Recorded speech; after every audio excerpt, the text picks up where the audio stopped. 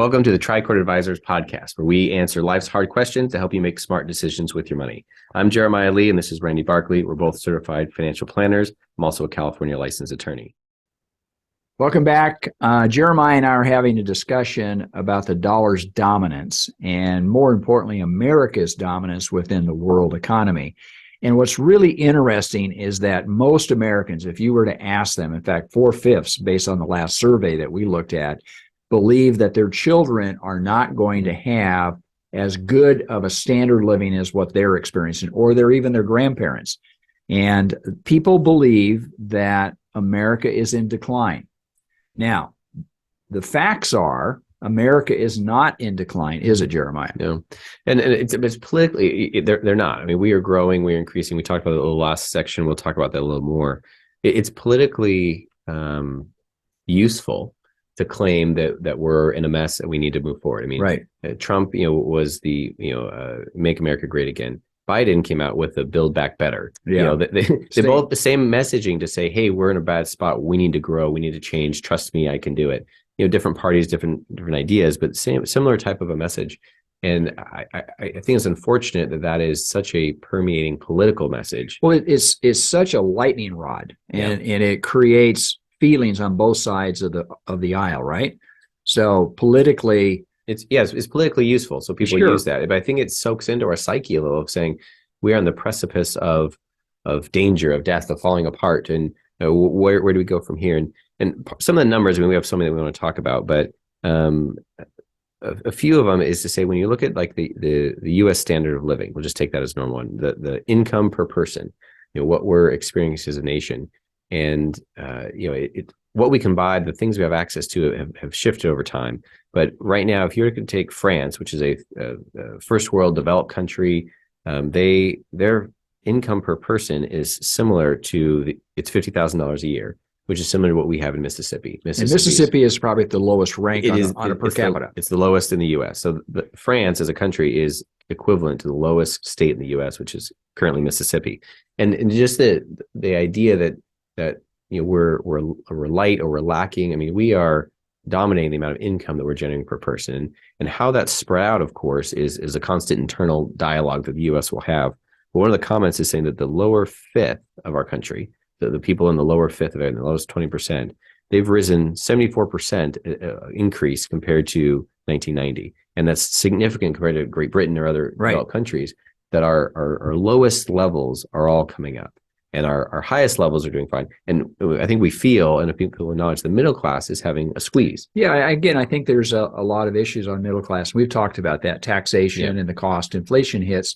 But again, what's really interesting is at that lower end, there's been a significant increase in their standard of living over the last 30 years. Yeah, they're all moving together. And that middle class squeeze, I think that's where most people are, and that's what we feel. And the danger, I think the psychological danger is to take what you're feeling and push that onto the entire economy, to say, I'm feeling tight, I'm feeling squeezed, therefore the economy of the United States is about to fall apart. Well, that's not true by any means. I mean, the U.S. economy is so strong and so dominant in the world that we can move forward. And an example being the S&P 500. If we look at the S&P 500 and 1500, these big stock indexes, except for COVID, the times after COVID, 2021 or so, when we spiked up really high, 2022, we had some really high levels. If you took that out, we are at all-time record highs of where the market is. Nobody talks about that. Nobody feels that. They feel like the market it's fallen. It's what's going to happen next? Is a recession coming? But if you just pull up a chart, anyone can do this. You look at a chart of the S&P over the last 10 years, the last 2 decades, and we are far and away the highest spots that we have been, and no one realizes that. And part of, I think, a number of... I mean, the article here that I'm looking at right now, if you had invested $100 in the S&P 500 in 1990, now that's going back 30 years, right? Yeah, that's over 3+. That $100 now would be worth $2,000 today. That is a phenomenal growth over a 30-year period. Yeah, and that equates to what you could have bought as far as a stock, the amount of a business you could buy then. That same amount of a business, a couple of shares, where that is now, like that's the amount of growth of productivity, the growth of ability, the growth of value that we've experienced. Right. And I think it's so easy to get caught up in what's happened the last 1, 2, and 3 years. And what most people think is, okay, that was great in the past, but now it's going to end. Yeah. It's now going to change going forward. The next 30 years are going to be different than the last 30 years. And my response is, yeah, it's going to be different, but will America's economic prowess change so significantly that you will have less in 30 years than what you have right now, right? Yeah. And my response is no. No. Unless you create problems for yourself. Yeah, that's your own choices. And right. The part you started this section with is what people think for their kids. Are their kids going to be worse off? And I don't know if we're at a moment of pessimism or just that the world is changing. We are in a better living standard than we have ever been. Right. And we won't go too deep in this, but I just want to mention a couple of things. Tech wise, we all have iPhones. The iPhone in my pocket or whatever Android, whatever you have phone, smartphones. Phone, The phone in my pocket is so significantly more advanced than computers in the 1990s. The things I can do, the things I connect with. My house has Wi-Fi. I'm sure yours does as well. That we live in a world where we have computers and Wi-Fi. We have smart homes. Amazon, I can get almost anything delivered. Instacart, that's groceries.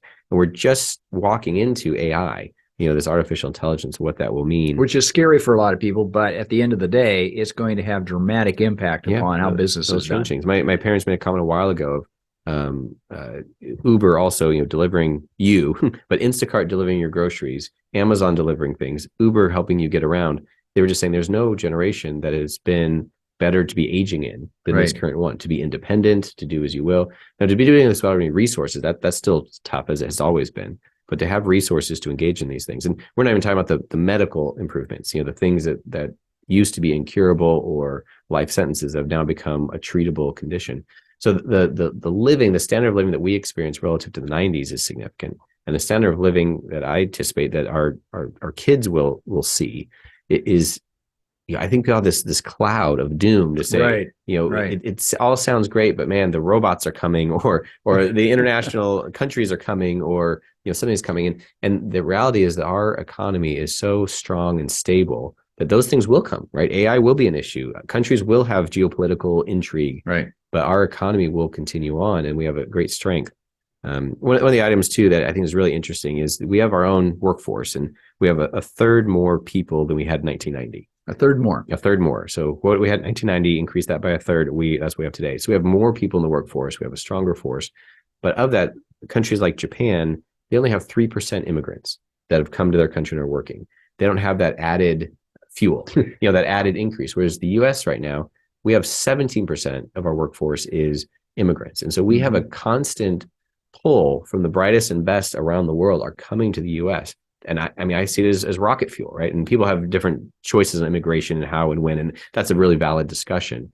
But as an economic engine, like we have our own people who are working and growing and being educated and being amazing. We also have immigrants coming from the whole world coming in to help fuel this growth.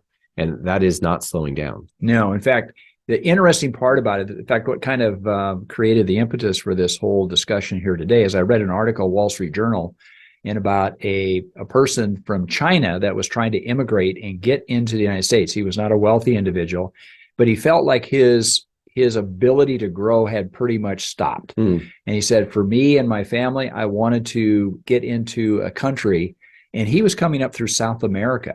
He had somehow got to South America, and he was literally walking up to the border of the United States and going through phenomenal personal sacrifice to get into the United States, because he knew that once he got in here, he probably was going to have a better outcome than if he remained in China. And folks like that are hardworking, willing to build and to grow, and not saying, oh, I want to enjoy the system. Because really, if you just want to enjoy the system, you should have gone to France, right? Or some other more socialistic type country.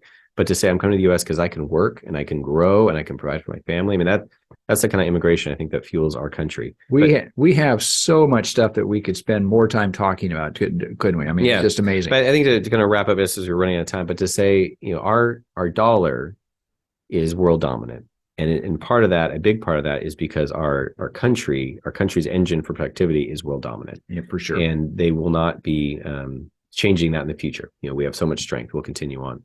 If you'd like to talk to us about this, we'd be more than happy to engage in meaningful conversation about the dominance of the dollar and the strength of the U.S., of America. We try to bring you facts and information so that you can make good, proper decisions about your financial life. Until next week, folks, may you grow in wisdom and knowledge. Thank you for listening.